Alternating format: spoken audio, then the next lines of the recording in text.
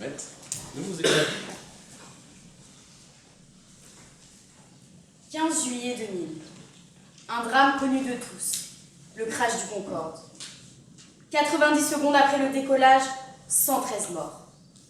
Qui est le responsable? Le pilote? L'ingénieur? L'industriel? Aucun de ces acteurs, mais bien un tiers. Un autre avion intervenu 5 minutes plus tôt, qui laissera sur la piste une tige métallique, qui rentrera en collision avec le pneu avant droit, provoquera l'explosion du moteur et la mort de 113 personnes. Monsieur le Président, messieurs du tribunal, non. Je n'oserais comparer ce drame à l'affaire qui est la nôtre aujourd'hui, car dans une situation, les victimes sont allemandes, françaises, autrichiennes, elles sont 113, et dans la nôtre, la victime est une simple Clio 208. Rony Zark est sorti major de sa promotion à Polytechnique. Sa réputation le précède et aujourd'hui, notre cher président s'appuie sur son génie pour la gloire de la France. Pour une France guerrière, une France défendresse, une France lumière. C'est un bon soldat. Il fait ce qu'on lui dit et veille à la sécurité de tous. Un soir, il invite ses amis chez lui. Il reste prudent. Les clés de son sanctuaire dans lequel se trouve le fruit de son génie autour de son cou. Son cou entre sa tête et son buste. Protégé, inaccessible. Personne ne pourrait y rentrer. La sécurité avant tout. Mais voilà qu'intervient le curieux, le vicieux, Rick Nury de son vrai nom. Il abusera de son hôte, le fera boire, et c'est ainsi, sous l'emprise d'un alcool amnésiant, que Rony baissera contre sa volonté sa garde. Rick Nury rentre alors dans la salle des miracles, et tel un enfant dans un magasin de jouets, il touche à tout.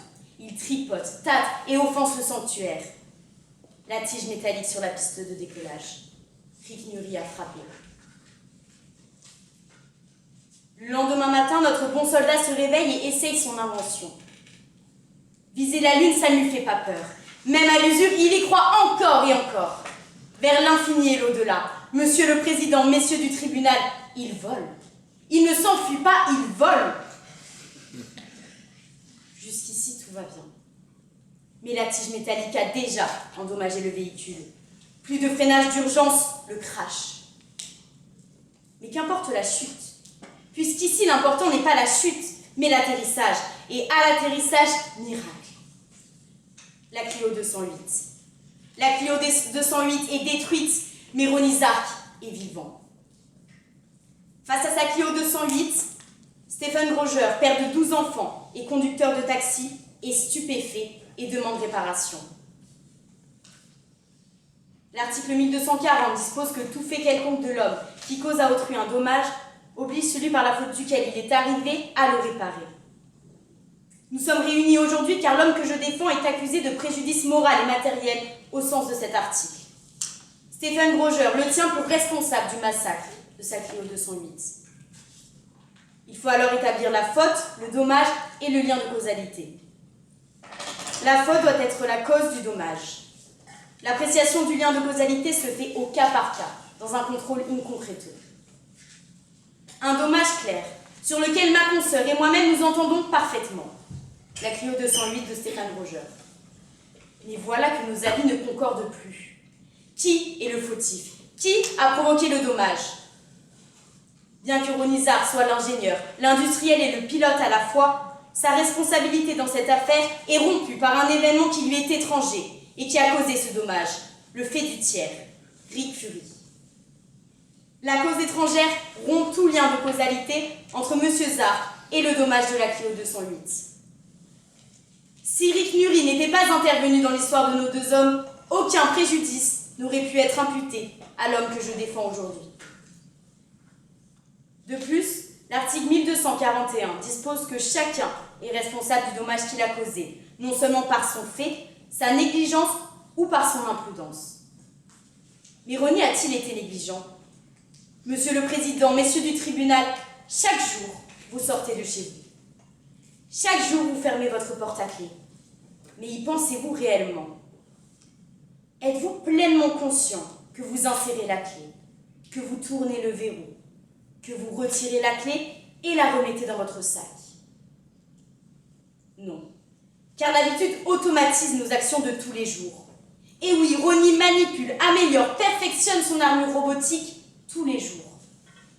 Une sécurité maximale. Ronnie n'est pas négligent, il ne l'a pas été. Il a été manipulé par Rick Nuri, le vicieux, le curieux. Mais alors, au titre de l'article 1241, s'il n'a pas été négligent, Ronnie a-t-il été imprudent? Laissez-moi vous rappeler que notre président lui-même a fait confiance à Ronnie. Il lui a fait confiance pour nous. S'il le laisse aujourd'hui élaborer cette armure robotique chez lui, c'est qu'il a lui-même, en chef d'État, évalué les risques. Permettez-moi d'imaginer si Rick Nuri ne s'était pas introduit dans ce sous-sol. S'il n'avait pas manipulé l'armure, s'il n'avait pas trahi, s'il n'avait pas caché à son ami le lendemain ce qu'il avait fait. Imaginez, Ronnie aurait décollé. Il aurait voltigé et se serait déposé quelques minutes plus tard, sans encombre, alerte, prudent. Ma consoeur n'a eu de cesse de vous dire que Ronnie Zark a commis une faute, que sa négligence et son imprudence ont engendré la démolition de la Clio 208. Mais je vous l'ai dit, Ronnie Zark n'est pas responsable du fait de l'action d'un tiers dans le processus, du fait d'une action qui lui était étrangère, du fait d'une action face à laquelle il a été impuissant. Impuissant parce qu'il n'avait pas la garde de son armure au moment où Rick a désactivé la sécurité.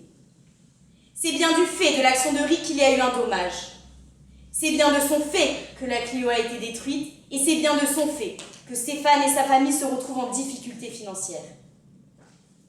Certes, Ronnie est propriétaire de l'armure, mais il n'en était pas le gardien au moment où Rick s'est introduit dans son laboratoire. Vous conviendrez donc, au sens de l'article 1242 du Code civil, qui prévoit la responsabilité du fait des choses, que ce n'est pas Ronnie qui bénéficiait de l'usage, de la direction et du contrôle de son armure, mais bien Rick. Alors vous vous trompez, car l'homme que vous accusez aujourd'hui n'est pas réellement le responsable de l'impact. Vous vous trompez, car Ronnie Zark est l'ingénieur sur son bureau, l'industriel dans son usine, le pilote dans cette armure, impuissant face à une absence de sécurité imputable à Rick. Je demande donc, en vertu des articles 1240 et 1241 du Code civil, que Ronnie Zark ne soit pas reconnu coupable du préjudice matériel lié au dommage de la Clio 208 et du préjudice moral lié à la situation actuelle de Stéphane Rogeur. Au titre de l'article 1242 de ce même code, je demande que la responsabilité de Rick soit engagée, puisque les trois conditions de la responsabilité du fait des choses sont réunies, et qu'il soit condamné à verser des dommages et intérêts. Je demande, enfin, en vertu de l'article 700 du Code de procédure civile, le remboursement intégral des frais de justice, soit de 1 000 €. Monsieur le Président, messieurs du tribunal, oui, la Clio 208 est endommagée. Oui, Stéphane Rogeur est une victime, mais Ronnie Zark l'est aussi. Victime de l'étincelle dans la bonbonne de gaz, du grain de sable dans l'engrenage, de la tige métallique sur la piste de décollage, de Rick Nuri dans le lieu interdit.